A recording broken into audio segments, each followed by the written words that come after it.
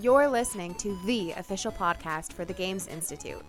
We are a multidisciplinary research center located at the University of Waterloo, studying all things games and interactive technologies. One by one, we'll sit down with our researchers to talk about what they're studying and what they're playing. No jargon, no word counts, just the cool stuff. Hello, and welcome back to the Games Institute podcast. I'm Marisa Benjamin. And I'm Tobin Rossico. And today we are joined by Igor Grossmann. Hello. Am I saying your last name right? It doesn't really matter. Everybody says it right or wrong, depends on the perspective. There you just go. get used to it. Yeah, you get used to it. I'm going to read out your bio, and then we're going to dive into our icebreaker question. So, Igor Grossmann is a world traveler, born during the downfall of the Soviet Union on a day of October Revolution and growing up in Ukraine and Germany. Ever since childhood, he has been wondering about how people make sense of complex social challenges. He has studied at the University of Freiburg in Germany and the University of Michigan in the U.S., and is currently an associate professor of psychology at the University of Waterloo in Canada. His work explores the interplay of sociocultural factors for wisdom in the face of daily stressors using a wide range of methods, including big data analytics, psychophysiology, diary surveys, and behavioral experiments. There's a little bit more here, but oh my gosh, I love this bio. I pulled it from the On Wisdom site. Anyway, Igor Grossmann is a social cognitive scientist exploring the interplay of sociocultural factors for wise reasoning and sound judgment. Grossmann is an associate editor of the journal Emotion, an incoming associate editor of social psychology and personality science, and co-hosts the On Wisdom podcast, aiming to disseminate scientific insights from psychology, philosophy, and cognitive sciences to the broad academic audience and the general public. Whew. It's a handful. Yeah. Usually I wouldn't read a bio this thick. You shouldn't. But I love this. You do so thank much. you. And it sets a really solid tone for what we're doing here. We invited you on because of your On Wisdom podcast, also because you're a faculty member here. Well, hopefully. Yeah, and we haven't had a psychology person come in and talk. Yeah, that's right. No? You're the first one to branch into that sector. Mm-hmm. Well, I'm not sure I'll be a representative, but okay. I mean, nobody can represent a whole discipline, but you're our first psych person, first very faculty large member. department, Yeah. So, welcome to the show. First of all, we're very excited thank you to very have much. you Thank you for having me. To dive into all your research. We're going to start with our icebreaker question, which touches more on our sector, which is games. So, think back to your early years or last week, whenever it was.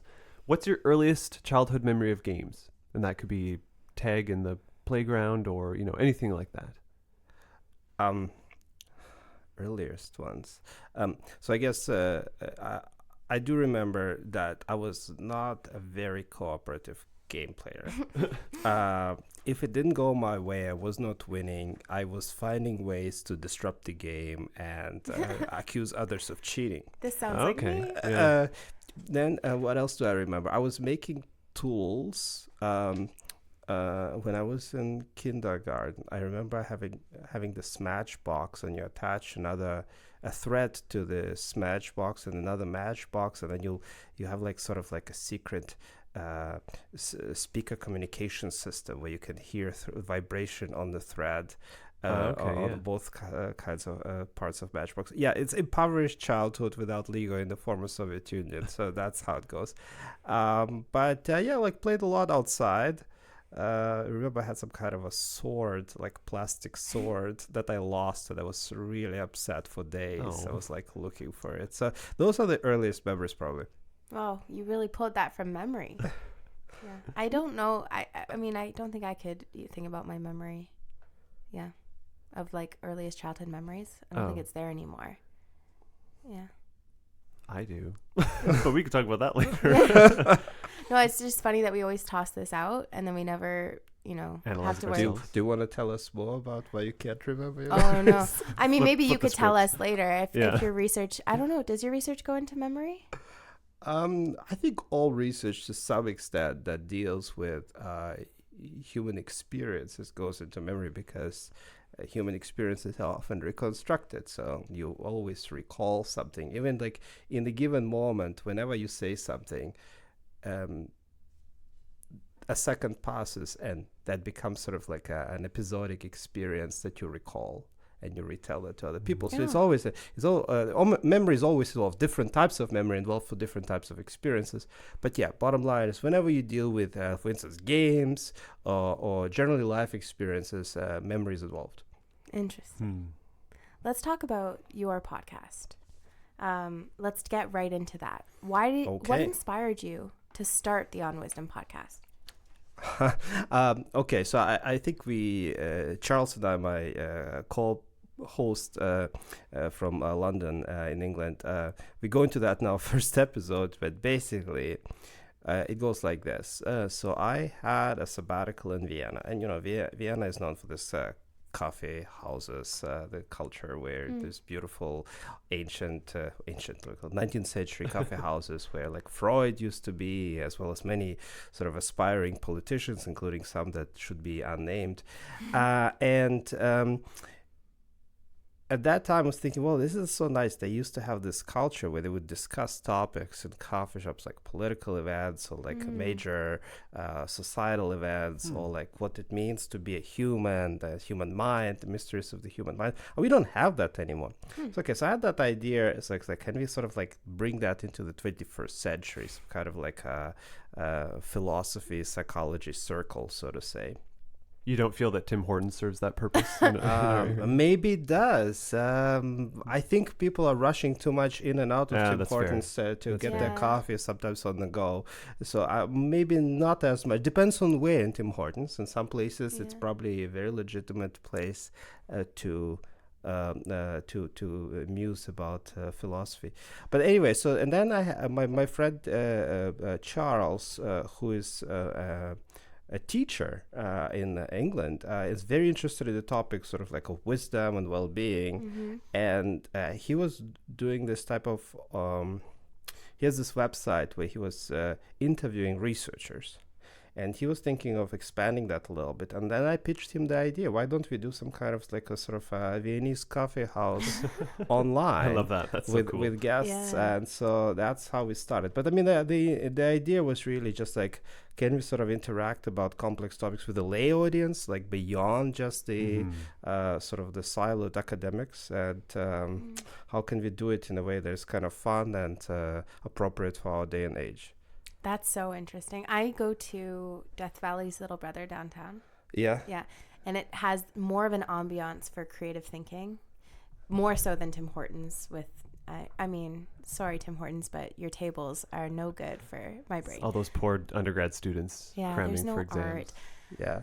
But I do that too, yeah. I think maybe my European roots lay the groundwork for my call to a coffee shop where I can sit with people. But it's still, while you're there, very isolating in a way. Yeah, the people don't talk as much to each other. Yeah. But if you're lucky, it depends on the when you are there. It's like, this is a shout out to Malcolm Gladwell, who is also from Waterloo originally.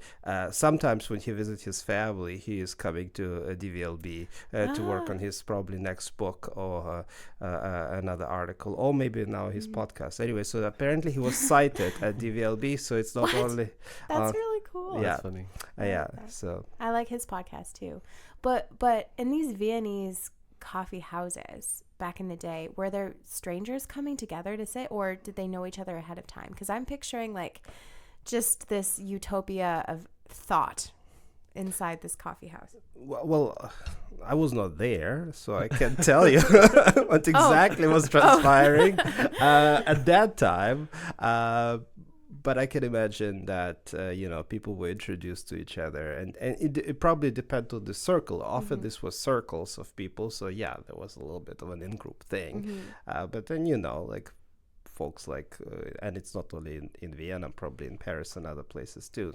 Folks like Trotsky would come and, like join the Russian Party of Communists or whatever they were calling themselves back then, socialists, or Lenin, or, Freud and some other folks, or maybe the literary circles that also spend a lot of time in those type of coffee shops in Italy and in former Habsburger Empire now, but at that time it was Habsburger Empire in Vienna. I think this is a really interesting way to understand your podcast. It's a good window into it because it does actually feel very much like people getting together and chatting about something and chewing on these topics. And Thank you. yeah, That's the and intention. yeah, good. And it does, like, this coffee shop as a metaphor for it is interesting too, because it does feel like people are kind of invited in. But Tobin and I were very curious about how you structure each episode and how you decide to bring on a guest, like how that process works. How do we structure it? So we have normally a theme for an episode, or we have a guest. If we have a guest, mostly we have guests, but sometimes we don't. And then we try to make the theme around the topics that this guest is mostly knowledgeable about. And then we try to have we try to keep it under an hour, which means we record slightly more and then we cut. And what that means is that you cannot have more than, let's say, 3 or so topics that you can cover in depth, especially, and we tell our guests, and we try to force ourselves to do this, and I don't do it here that well, by the way, not to talk for more than 5 minutes at the block, so that you have a little bit more of an interaction. And so you basically have then these 3 smaller blocks with maybe some follow-up questions for each, and then the person goes in depth, and then the other person sort of responds, and then there's an interaction. So that's how we normally structure it. And then at the end, there's a lot of editing, where we try to bring it under. You're laughing, yeah. Yes, I know that all too well. And sort of try to figure out how to bring it under an hour, what parts can be cut, even though it's very painful because you find that everything is so fascinating, but you have to keep in mind the audience and also, the pragmatic considerations. Normally the podcasts, you listen to them when you're driving, commuting, or go workout, go sort of like for a jog, and it rarely happens to last longer than an hour, those type of interactions. I mean, hopefully for most people who listen to this podcast, their commute is less than an hour. Mine is longer, unfortunately. But so what that means is that you really want to bring your podcast under, some people try to do it under 30 minutes. I think that's very extreme.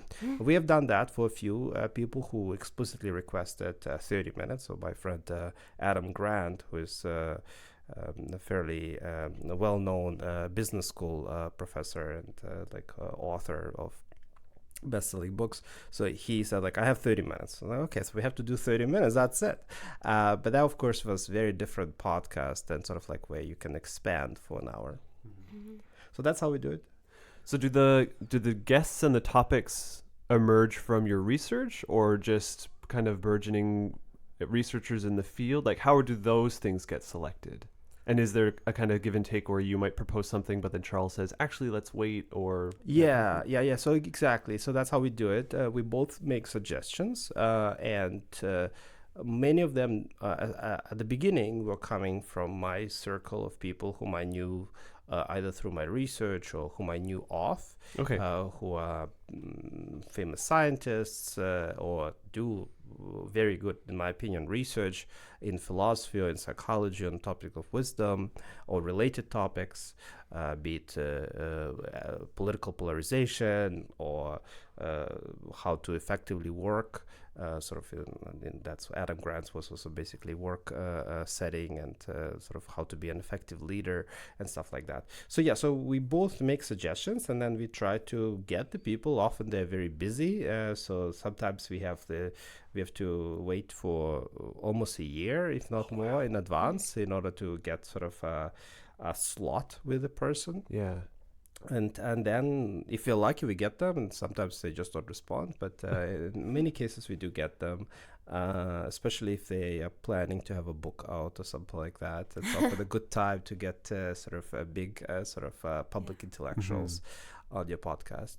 The topic-wise, because the topic is about sort of wisdom and various aspects of it, of course, it's very broad, but there is a little bit of a unifying theme, sort of what makes life worth living, sort of like meaning in life, and various aspects of psychology, philosophy, and various social matters that happen right now, either in science, about be it sort of, for instance, being skeptical as a scientist, sort of the credibility revolution, the replicability issues, or in general public affairs, be it like political polarization and so on. What is the scope of your podcast now? Like, so you mentioned those topics, but it does seem like you have some flexibility in terms of how broadly you can push it out. And Yeah. I also am curious about the disciplines that are involved, because I know Charles Cassidy has a physics background. Yes.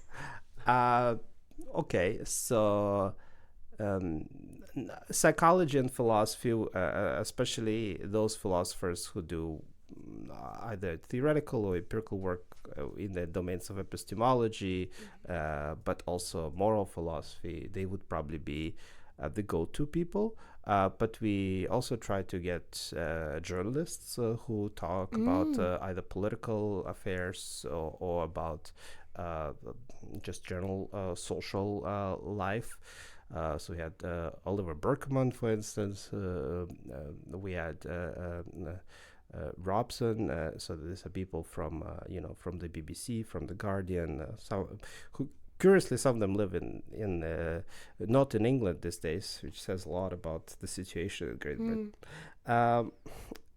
But we will also have hopefully the chief rabbi of Great Britain. Oh, that's really cool. So we try to expand, but and naturally, of course, the beginning we started sort of with a circle of people closer to my area of expertise. And Charles is just a curious mind.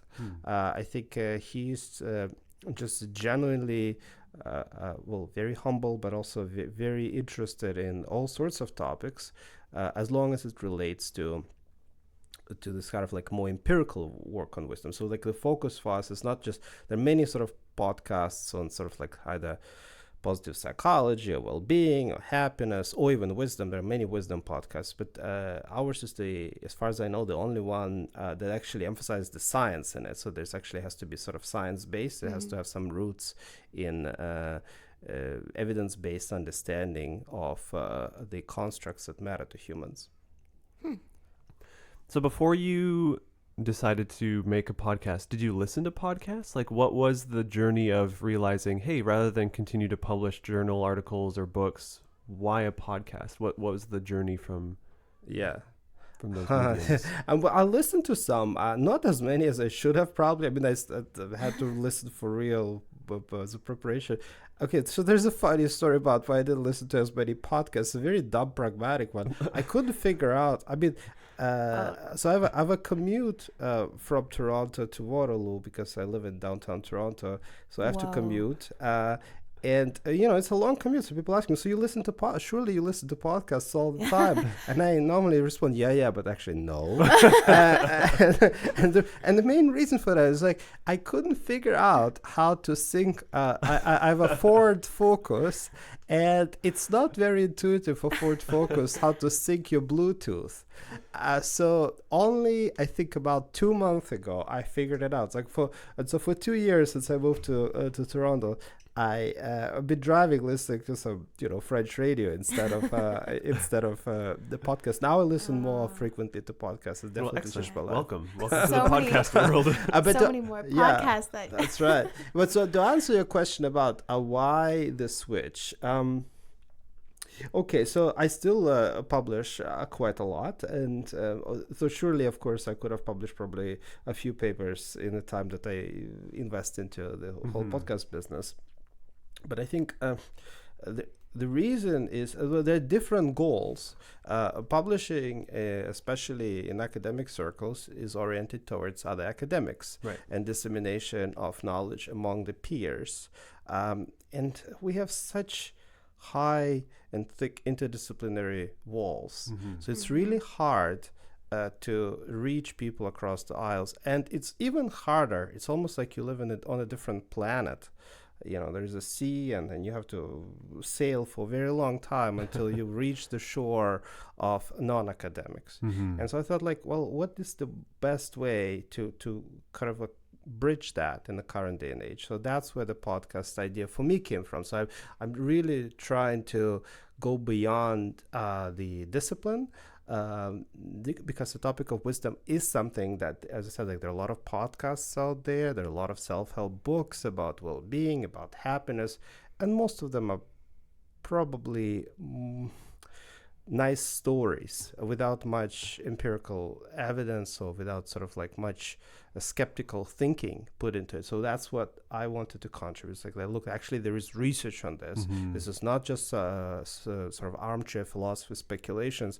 And the research tells you a somewhat different story, and it's actually really in the infancy. So instead of like spending a lot of time and money by going to some kind of guru who will tell you what the meaning of life is, you may be better off sort of like humbly just like reassessing your situation and sort of start to look actually what research is about. So it's like, so there's this disbalance between what public thinks there is out there, because there's so much information, but a lot of it is really just based on, chicken soup for the soul type of series, and empirical evidence. So that's why I wanted to push this idea, and it's a completely different audience than the typical academic audience. Yeah, this is true with us too. We noticed that there was kind of this. I don't know if it was 5 years is even a conservative estimate, but the trickle down between research that happens in academia takes time, and 5 years, by then it's broken telephone, the messages that people get about the research. And these are things that can really affect people's lives in positive ways. So, or in negative ways if you don't do it right. Exactly. Well, it becomes negative certainly if it's a broken telephone. And with the podcast, it's more synchronous because we can talk about ongoing studies before they're published. We can talk about things that don't make the cut for journal publications, like failures. Right. Who is your audience when you're imagining who's listening to the podcast? That's a good question. I sort of never imagined audience, because I imagine the other two people, often it's two other people whom I'm talking to on my podcast. So that's sort of like how I think about it. Yeah, this is the tricky thing. And the audience is sort of lurking somewhere in the background and sit around us. I don't know. I mean, I think of folks like my wife who are sort of academics, but also not in my field. I think of my father. So I don't know if his English is good enough to understand. He lives in Germany. Maybe a German episode is coming up. Yeah, the German episode. That's right. Or the Russian. I was thinking of a Russian episode. I contacted sort of a pseudo-public intellectual in Russia. He never got back to me. He was too busy pushing out his books based on pseudoscience. But anyways, this is just like a minor comment aside. And that's what I try to fight against, sort of this type of sort of pseudoscientific idea. So there are so many out there. And I also, like, as you mentioned, it's kind of dangerous because there are a lot of failures too. And if you only talk about like single study, it's like, oh, this one single trick will solve all your relationship problems. Just do that. So some people so one of the reasons why I got into this kind of outreach business, because like some of the journalists completely mischaracterized my research. So it's like, I have this little thing about, like under some circumstances there will be little movement and you're being more open-minded and being maybe less blaming to your partner. And then suddenly the title is like, they co-opt it for something flashy. Yeah, it's flashy and also like completely exaggerated. Yeah. So we have to take it in our own hands. This is, you're describing why I pursued my career in research communications and knowledge mobilization, because if you don't have a proper understanding of something like statistics, when you're reading psychology studies, you don't quite understand an individual impact. And so you need to have a knowledge translation that takes the dense academic jargon and translates it into something meaningful, but the meaning has to represent the original research too. It has to uphold the integrity of it. And I was going to mention that with podcasting, there's no oversight. Or is that the term, right? Like, you can say what you want and you publish it, and that's it. There's no peer review saying this is correct or whatever. Yeah, there's no impulse to also appeal to novelty. Like, you don't have to make claims that this is the first ever thing that's coming out. Like, it can be something that bolsters ongoing research and still be really, really fascinating. Well, I think I agree with that. I do think that some podcasters who are very successful, they probably are in a slightly different game where for them it does matter. They pay a lot of attention, I think, or intuitively maybe they have a very sort of genius level understanding of what sells better, what gives them more views, because that's how they make there's a revenue. Right. And so you end up being part of this other system of what gives you, what draws more attention, what kind of episodes, what kind of topics, how are you supposed to talk about stuff, whom are you getting on your podcast. So like, for instance, I deliberated to get sort of like more some of the more inflammatory people who, you know, have a very potentially different, in many ways also not that different ideas about, you know, how to promote meaning and well-being. And I will not name anybody, but you can think of some, even here in Canada. And, you know, like some of my colleagues like, no, don't do that. And I was like, why? Well, because, you know, they are inflammatory. And I was like, but I mean, you know, we want to be open-minded. So I didn't dare myself yet. Maybe I'll get around there. But the point is that, you know, there's if I were to think about like who would bring me a greater audience, then that probably would be the best way to go, to get as inflammatory and as sort of controversial speakers as possible. Now the question is, do you want them to attract those additional audiences or not? Right. And so that's sometimes you're not so sure about that. But there are incentives for podcasters too. Yes. This makes for actually a great segue into talking about your research now, your specific research, because I have this description from one of your papers on wise reasoning, and I think it connects really well to all of these questions that you are pondering with about your podcast, and also why you and Charles linked up for starting this podcast in the first place. So this is the description. Wise reasoning characteristics include intellectual humility, recognition of uncertainty, consideration of diverse viewpoints, and an attempt to integrate these viewpoints. So I really like that, because this recognition of humility is connecting with like the downfalls of just publishing and trying to connect with the diverse audience and viewpoints too, is kind of what you're thinking about with the podcast. Plus this recognition of uncertainty. You don't necessarily know what the future is going to bring for why you're doing something, but you kind of do it anyway and you adapt. Yeah. I think that's interesting. So can you expand on that description, maybe give a little bit more background than I did about what those components mean? Oh, sure. So the notion of sort of wise reasoning, as opposed to sort of just abstract analytical reasoning, is that you try to figure out what's the best way to deal with not well-defined situations, so where you don't know all the parameters, where not everything is known about the situation a priori. For instance, any social interaction with other people, because unless you figured out a way to read their mind perfectly, you will not know what they're thinking and what their interests are. You may consider as much as I want to. Yeah, you want to. Yeah, and that's what they're sort of like. There's a lot of, like what makes us human. That's the ability to sort of project and think about other people's minds. But we are not always as accurate as we should be, and that's just a recognition of that. That we may not be accurate, and there is potentially sort of an error in predicting what other people think, an error in predicting what we will think about our future, and how we mischaracterize our past. And so often we construct our opinions ad hoc. Sometimes we just don't know what to think about stuff. That recognition is very, very important, I think, because otherwise you'll misrepresent yourself. So that's where this notion of sort of like of uncertainty and to some extent intellectual humility comes from. Instead of sort of in uncertain situations, what many people do, especially in our Western culture, is so that they try to present themselves as very certain, because it's like, oh, people will not like me if I admit that I actually don't know. We actually, it's interesting. Even in school, if you think about it, from very early on, there's this idea of like fake it until you make it, right? Like, and so you don't want to imagine you have an oral exam and people are quizzing you, and you don't know something really, really well. So I guess maybe it's a topic that you just didn't prepare that well for. the best way to proceed, according to many people, is just to be very confident in yourself. And so then the person will say, oh, yeah, that person knows what he's talking about or she's talking about. But that's, of course, completely counterproductive for actually learning and for understanding the topic. And so what I'm trying to say is, like, in our culture, we emphasize this other aspect of it. It's like the confidence. So if you look at some of the politicians, of course, we see that even more, like in the US in particular, but also here in Canada, especially in Ontario.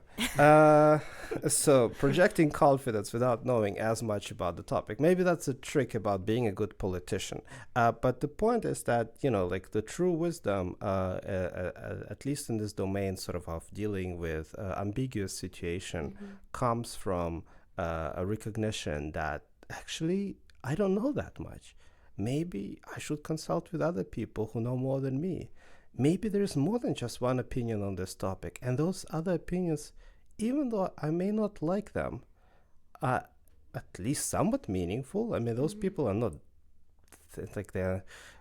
I may not think highly of them at this moment, but wait a second, why is it that I'm not thinking that highly of them at this moment? And sort of like this ideas of integrating different perspectives, that's where it comes in. Turns out that if you look at philosophy, philosophical traditions throughout centuries, and I'm not even centuries, millennia, in different cultures, but whether be it in ancient China, in India, or in classic Western philosophy, these ideas come up again and again, that you need to be open-minded, that you need to be flexible, that you need to recognize your limitations, your humility, that you need to sort of figure out a way to balance different interests, either your interests with other people's interests, or even different interests that you have in different moments in your life. So this notion of balance is very prevalent in very different definitions of wisdom, and it comes again and again. So I hope that sort of provides a little bit more of an understanding where this is coming from. So this is not the wisdom of riding a bicycle. This is not the wisdom of writing a good computer program or software for your next game, but sort of wisdom for everyday life. Gotcha. I remember back in the day, I actually was a research assistant in your lab supporting one of your PhD students. That's right. Yeah. Yeah. And this original description, those 4 elements, is what we were working on at the time. We were trying to see if Hansky Santos was trying to develop a scale, I believe. And so the research assistants were looking at responses and coding responses on these 4 domains on 3-point scales. It was really interesting. Yeah, so it's like it's a little bit of, you get a small window into how people think about issues by asking them to write it out. And then the trick for an empirically oriented scientist, including back then for you, was to figure out, how do I reduce this wealth of information, or how do I reduce this nonsense, it depends on the person, into something that I can quantify and then run some analysis on. So some people say it's not reducible in the first place. I think many cases they are. But there's value, of course, to both approaches. Yeah.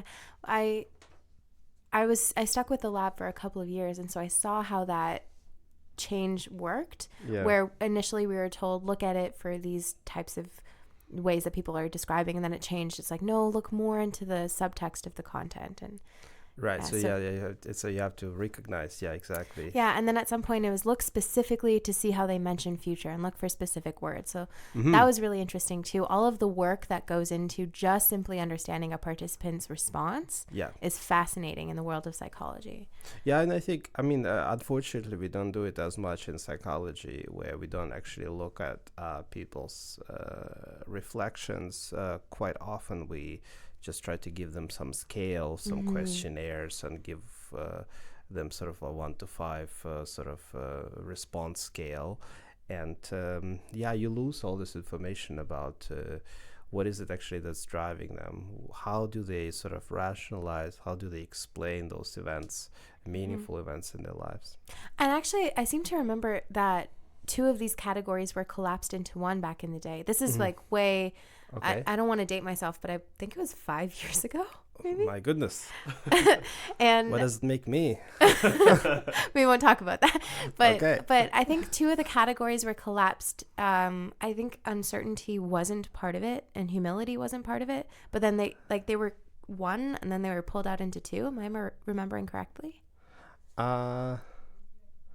Well, it depends on what the graduate student whom you're working with wanted to achieve. So depends on the context of the situation. I don't remember very well right now. As you said, it was 5 years ago. But sometimes if you don't see any or very infrequent mentioning of a particular dimension and you just want to know something about, well, do they even recognize anything about uncertainty? Do they even mention anything about uncertainty? Then you would just maybe collapse subcomponents of that sort of fit with the overall theme. And I think maybe that's what Hansky was trying to do back then. I see. It often depends on the context. It depends on the situation. And if it was a political situation, for instance, then some people who don't know much about it and have no stake in it may not want to say much about it. And so then you, out of 100 people, may have like one or two mentioning of a dimension, and you can't really code it. And so you try to maybe aggregate across multiple dimensions. Then, of course, you cannot make any precise statements about the dimensions per se, more about some kind of general state of a recognition of limits and uncertainty. I see. That's interesting. How has the research of your lab evolved since then? Oh, okay. What happened the last 5 years? A lot of things happened.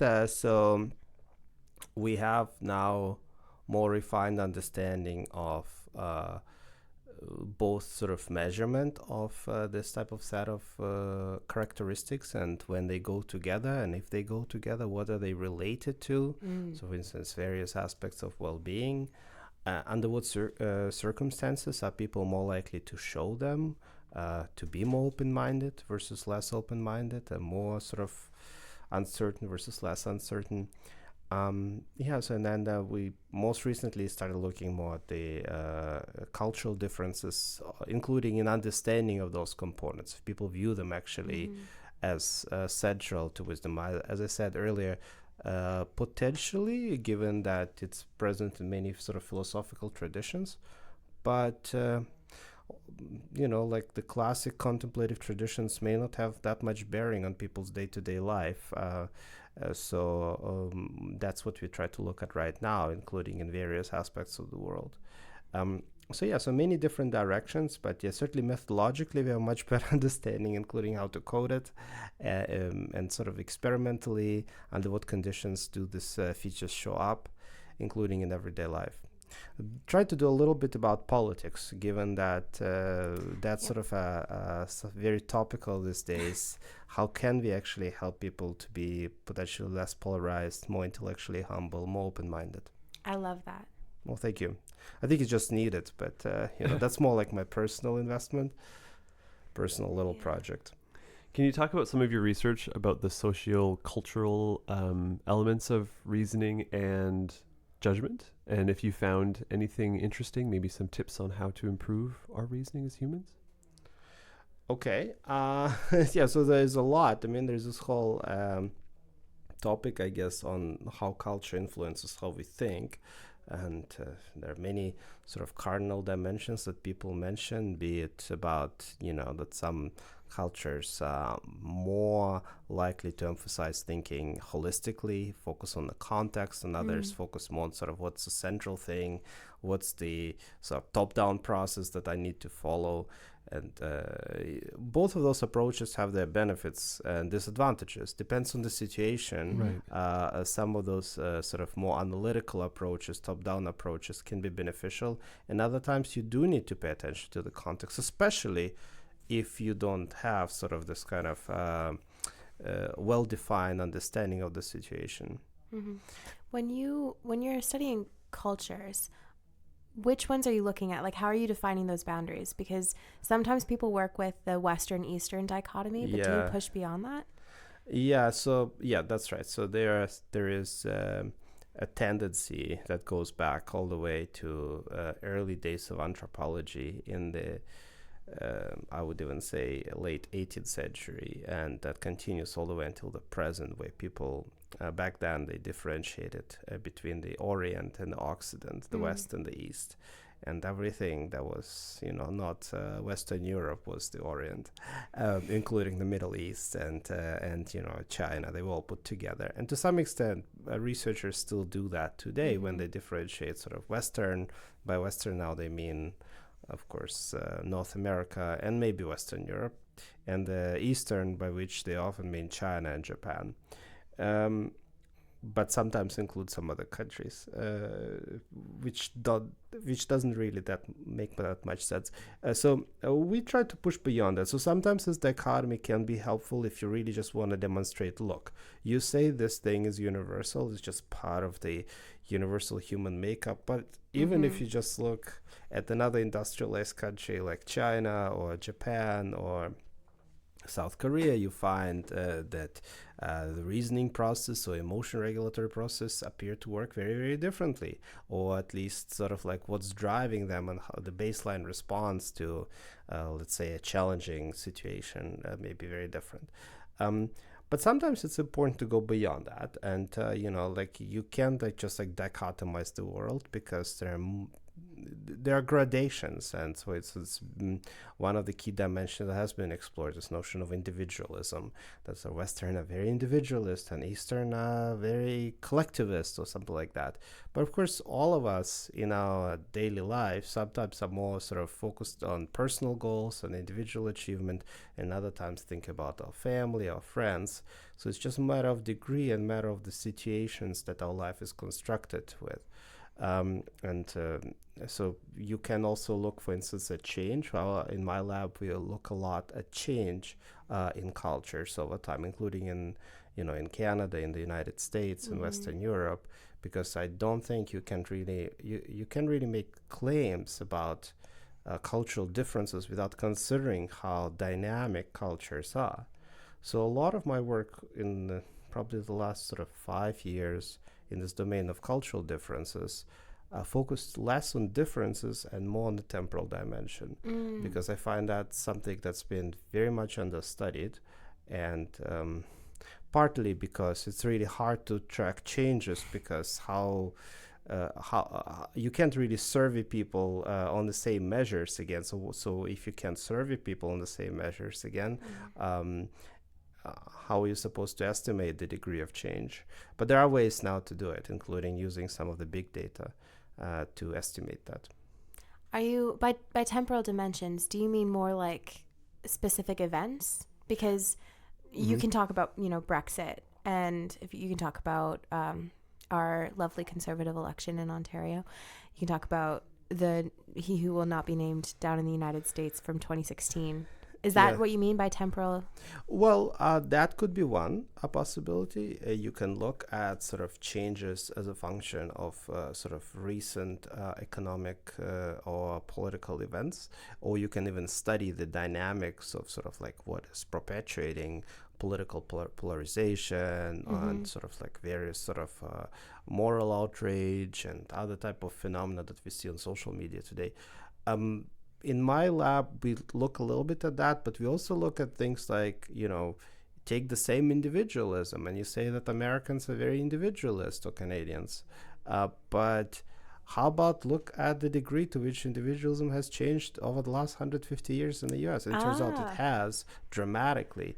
How about let's do the same thing in, let's say, China or in the Philippines or in some other parts of the world? Turns out that they have done the same thing there too. So it's like the whole world seems to be moving in that direction, at least the industrialized world. Or take another dimension like intelligence. So it's like, well, intelligence seems fairly stable. That's kind of culture free. But if you look at the measures that were used that claim to be culture free, and you get the raw scores on those measures and compare the raw scores on those measures from the beginning of the 20th century, middle of the 20th century, end of the 20th century, in most countries in the world, there seems to be like a jump in the mean, in the average intelligence, such as that the person who at the beginning of the 20th century would have been thought of as a typical average Joe, average Jane, like average intelligence. Normally it's supposed to follow some kind of a bell curve. That's the idea. And nowadays would be considered close to the cut of being mentally handicapped where they need help in school. Wow. So it would be like it's about 20-point difference, so like one standard deviation, more than one standard deviation difference. What that means is that, is that really a culture-free concept? Seems like something in the culture, because surely our genetic makeup didn't change over the course of the last 100 years. So this would be sort of another example of things that we try to unpack. And the temporal dimension is finicky. You're right, because it can be both the long-term, but also the very much sort of short-term immediate effects. A lot of people very recently, for instance, looked at the effects of the economic recession that happened around the world, particularly in the United States. And it turns out there are even psychological effects of that. And that's very recent, right? Like 2008, 2009. And how did that impact people? How did they impact their personality profiles? I really, really like this stuff. And my curiosity is just expanding because I'm always intrigued by how research has to evolve to relate to the rest of the world, because there's that saying that's art represents life represents art, but it's the same with like psychology research. You can't continue doing the same things over and over again in a vacuum as if the rest of the world isn't happening. And this idea of like engaging with different cultures, because one of the flaws that I always noticed in psychology when I was studying it was that we are doing it in one specific place in academia, in one specific or certain places in the world, right, and then globalizing these concepts outward. So I appreciate that you're investigating different cultures. And I also appreciate that you're taking into account the fact that these terms, which were defined and described by people many, many years ago, sometimes centuries, are still being represented today. And it's good that your lab is considering the updates on them. Well, thank you. It looks like we should probably move into our final section, but before we stray too far away from this, I did want to grab from you briefly the difference between intelligence and wisdom, because I'm sure somebody out there is wondering. Okay, so intelligence, at least how it's currently defined in empirical sciences and in the academic community, mostly focuses on this abstract process, such as speed of processing information, analytical reasoning, ability to have a large vocabulary at your disposal, understanding sort of the general sense of who is the current US president, the current Canadian prime minister, and stuff like that. So often there's this distinction also between the crystallized intelligence, and by that you specifically refer to this kind of your vocabulary wealth and sense of the world in terms of if you can name what day of the week it is and who the president is in the US, or who what is Brexit, if you sort of pay attention to the news. And the fluid intelligence, which is more about a general speed of processing. So when would that be good? Well, when you play a good game on the computer, and use a shooting game in particular, how good can you navigate? How quickly can you sort of like kill all your enemies on the screen, or something like that. Fluid intelligence is also good for solving puzzles. So you have like this abstract puzzle, and you have to find, for instance, what is missing. There are certain games like that where, let's say, one piece is missing, which piece would fit in there, or let's say, how do you restructure something like Rubik's Cube? What you see right away is that this type of understanding of definition of intelligence doesn't really tell you anything about the social environment. It doesn't really tell you anything about sort of how to solve complex issues involving other people. So intelligence is absolutely necessary. It's like some level of intelligence absolutely necessary for understanding, for comprehending the world around us. But it is much more than just this kind of analytic top-down or speed of processing type of information. So wisdom is more about interpersonal. Some people say there is this kind of moral aspiration. And what is meant by that is that it has a goal, whereas intelligence kind of abstract, and it can be used for good or for bad. There's like very highly intelligent sociopath and so on and so forth. It's like Hannibal Lecter is like a good example. Wisdom is supposed to have some kind of a moral orientation, in the sense that it is often linked with this idea of common good, sort of where you balance your interests with interests of other people, where you think about the world in terms of kind of a shared humanity idea, where you recognize your limits, and where you recognize potential limits of your culture, and don't think that your culture is superior to other cultures and stuff like that. So there's a little, it's a bit intricate. Also, the final point about that is that it turns out that some of the very human biases, such as the confirmation bias or overconfidence, is at least as much, if not more pronounced, among the highly intelligent people. And here's why. And of course goes against the idea of wisdom. So wisdom is supposed to, a wise person is a person who doesn't have that many biases, or at least recognizes that they're biased, right? And so why is it that the high intelligence type of person, according to the standard measures, would have more confirmation bias? It has something to do with the fact that if you're really, really smart, it will be much easier for you to generate a lot of arguments in support of your opinion. And imagine the opinion is kind of still an opinion. It's not a fact. Yeah, you didn't mix those yet.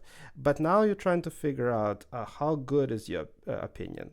And so you generate, let's say, 10. If you're really smart, you will generate 10 things in support of it. And then you look at the list like, oh, gee, this is a great list. So look how many things I have. So must be I'm right.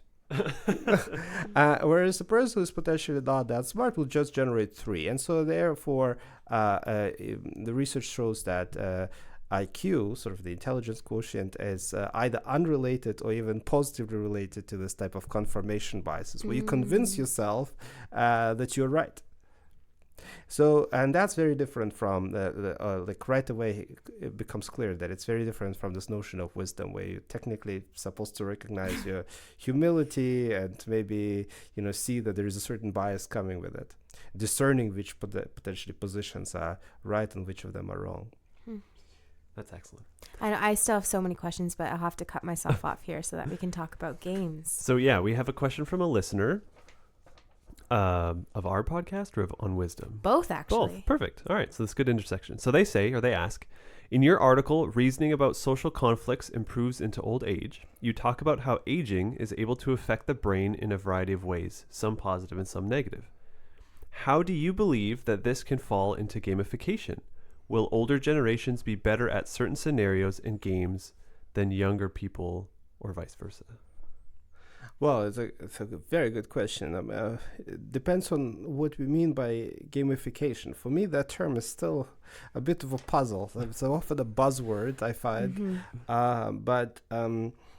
So how should we structure the game? So basically, if I understand this question correctly, how should we structure the games maybe for older adults versus younger adults, right? And if the games would then potentially look different for older adults versus younger adults.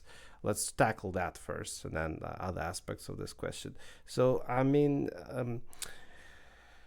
I don't know yet. I mean, I think the evidence about older adults not processing information as fast, that one is pretty robust as compared to younger adults. So I do think that some of the sort of speed-based games and the gamification approaches that rely on speed and a very fast processing may not necessarily be very well suited for the upcoming generation of all the baby boomers who are going to retire and other sort of people who are slightly older. But I do think some of the other because some of the other features of intelligence are actually not declining until very late in life. In fact, if I talked about this crystallized intelligence, that sort of remains fairly stable until your 80s, right before the onset of sort of like more of a terminal phase where your health really starts to decline rapidly a few years before death. As well as sort of like more general like wisdom-based ideas, sort of like those open-mindedness. There is not much of a consensus that one is necessarily improving, but also not necessarily declining in old age. If anything, it seems to be fairly stable. So this kind of crystallized abilities and this kind of more of metacognitive abilities, by which I mean open-mindedness, intellectual humility, if we have games that integrate those, that rely on them, where the purpose of the game is to be more flexible, potentially be more open-minded, or the purpose of the game is to really rely on knowledge or your world knowledge, I think that one would be as applicable for older adults as for young adults. If anything, maybe more attractive for older adults, because they will not feel like they're at disadvantage. Excellent. I'm thinking about a game that could expose the difference between intelligence and wisdom now, and work with decision making. So the game, like games typically have tutorials, especially the higher quality AAA video games that we play. There's tutorials and there's side quests and the main quest and narratives. And typically, as you're playing as the protagonist in most games, you're led to believe that you're the hero.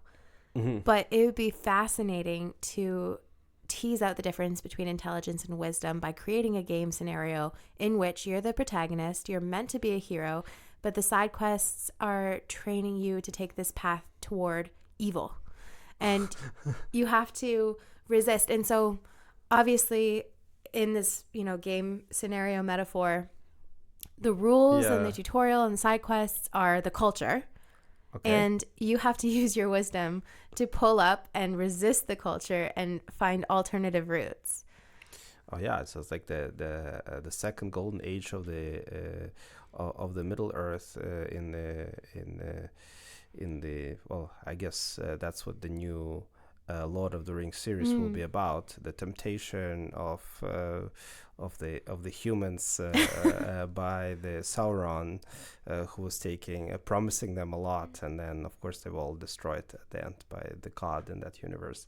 Anyway, so this is me going into outing myself as somebody knows something about Lord of the Rings. But yeah, so this type of games would definitely be interesting to work on.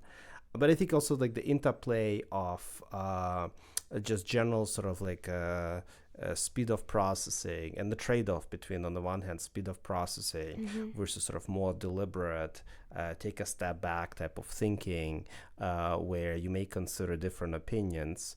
Often there is a trade-off between those two.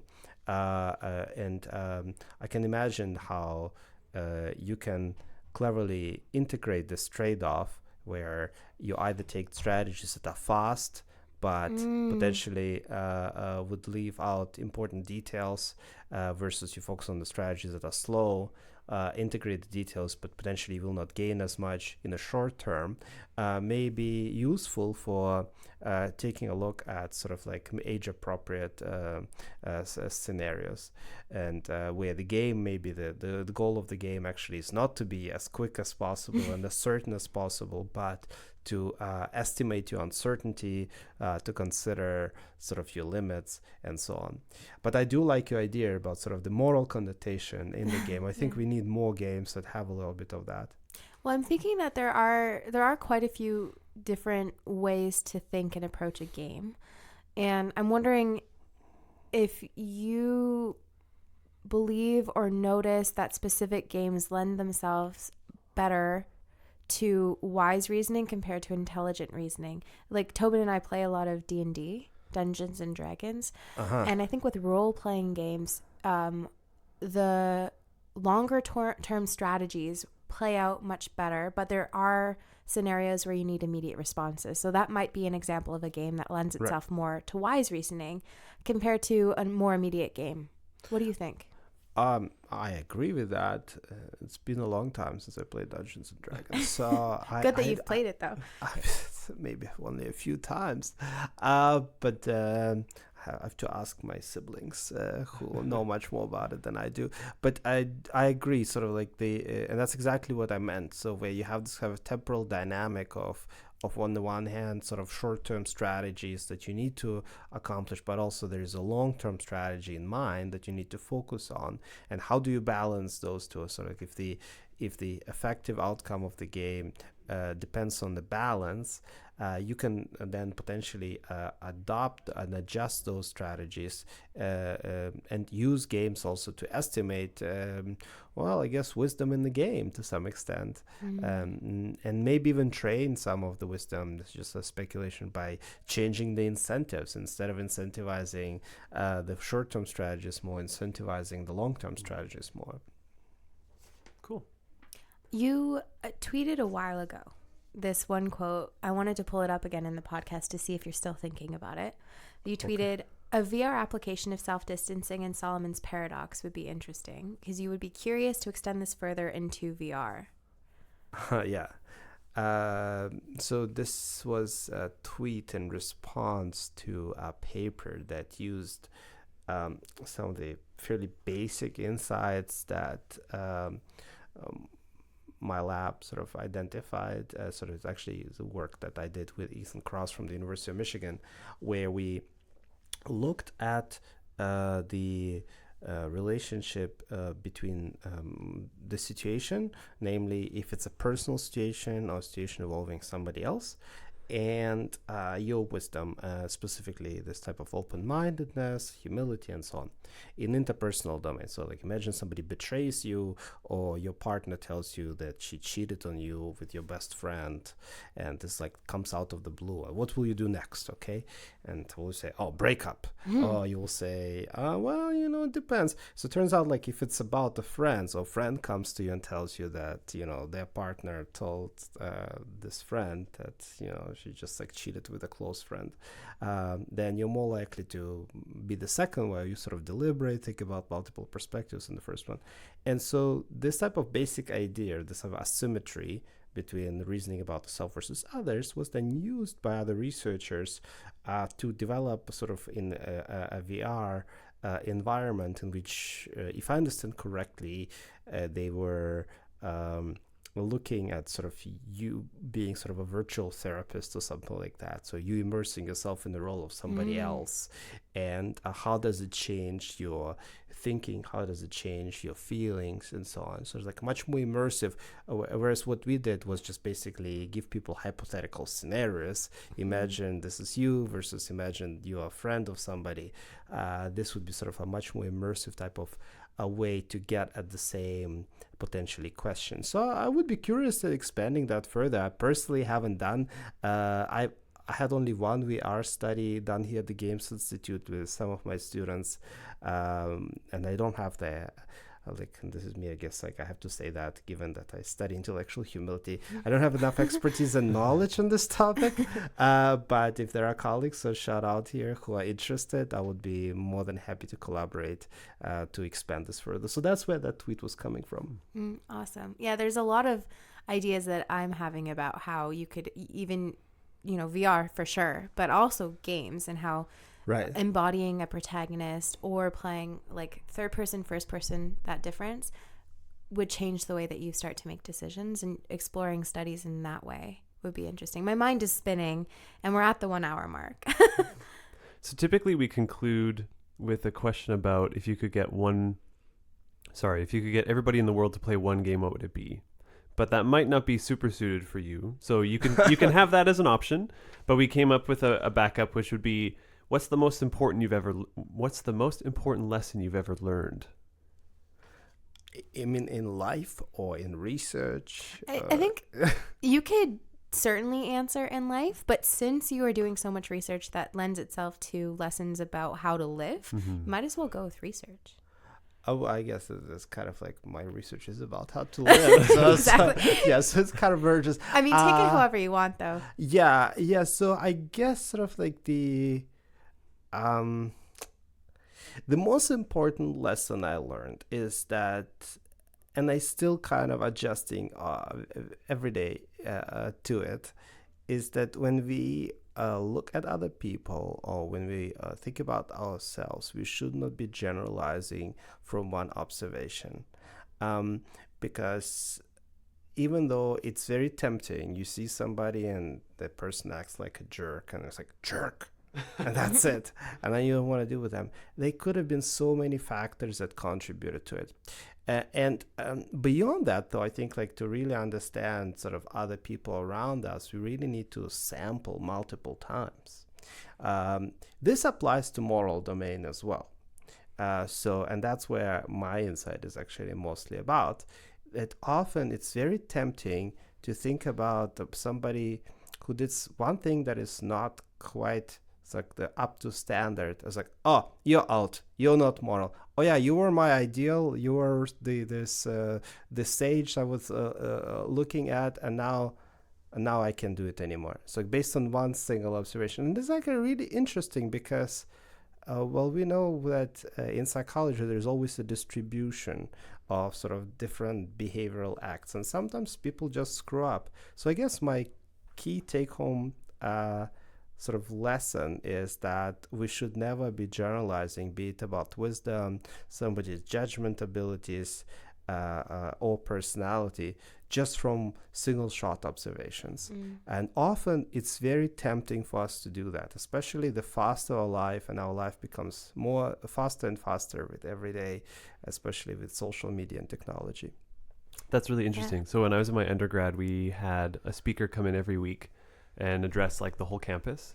And there were people that would have to leave early to get to class, across campus or whatever. And eventually the judgments about those people became so bad that the president of the university, because he would start the talks and introduce the speaker, had to say, like, if you see somebody leaving, instead of judging them, think maybe they're having a heart attack and they have to get to the hospital, or maybe they're going into labor and they have to go to the hospital. Like, give people the benefit of the doubt rather than just immediately pass some kind of negative judgment.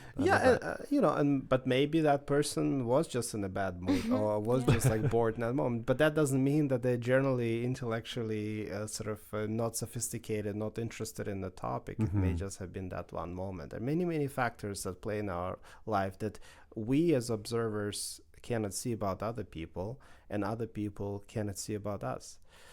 So that's, I guess, like part of this sort of message of having more sort of holistic representation of how we view and judge other people in the world. This is particularly poignant coming from somebody who drives on the 401 every day. Oh boy, yes. Well, podcasts do help, so I think I became much more relaxed as a driver before, as well as having winter tires. There you go. That's essential. That's essential. Number one, don't make judgments on people based on one piece of data. Number 2, listen to podcasts while you drive. Number 3, get winter tires. There you go. Well, I think maybe winter tires should be the first one. Thank you so much for joining us. We talked about so much today. We covered what wisdom is, why podcasts are good for knowledge mobilization. We talked about the difference between wisdom and intelligence and potentials for games. It's been a whirlwind. So thank you so much, Igor. Well, thank you so much for having me. And where can people find you online if they want to get in touch? They can just Google my name or like Igor Grossmann, or put Grossmann and University of Waterloo. Or they can look at onwisdompodcast.com. And they can download On Wisdom, iTunes, all the any kind of typical places. app that they're using, any favorite app for podcasts that you're using, you can find us on it. Awesome. Well, thank you so very much for coming in. Thank you.